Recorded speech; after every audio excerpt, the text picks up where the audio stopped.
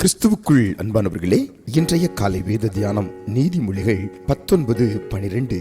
ராஜாவின் கோபம் சிங்கத்தின் கர்ஜிப்புக்கு சமானம், அவருடைய தயை புல்லின் மேல் பெய்யும் பனியை போலிருக்கும். அன்புக்குரியவர்களே, ராஜாவின் கர்ஜனையும் ராஜாவின் தயவும் இங்கே வெளிப்படுத்தப்பட்டிருக்கிறது. யாரை பார்த்து ராஜா கர்ஜிக்கிறார்? பாவம் செய்கிறவர்களை, அவரை விட்டு அகலுகிறவர்களை, அவர் சித்தத்துக்கு மாறாக செயல்படுபவர்களை பார்த்து ராஜா கர்ஜிக்கிறார். சிங்கத்தை போல பயங்கரமாய் கோபப்படுகிறார். ஆனால் அவருக்கு ஏற்ற பிள்ளைகளாய் வாழ்கிற தமது மக்களை அவர் தயவனால் நிரப்புகிறார்.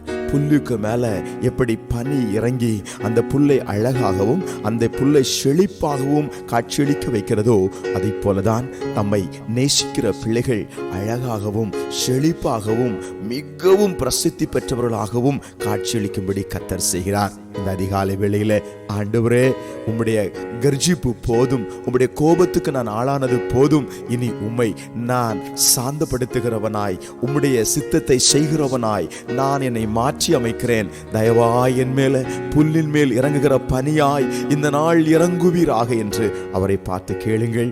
நிச்சயமாய் பனித்துளிகள் உங்கள் மேல் இறங்கும். எல்லா விதத்திலும் இந்த நாள் ஆசீர்வாதமாய் உங்களுக்கு அமையும். ஆமென். கவலைப்படாதிருங்கள். ஜெபிப்போமா?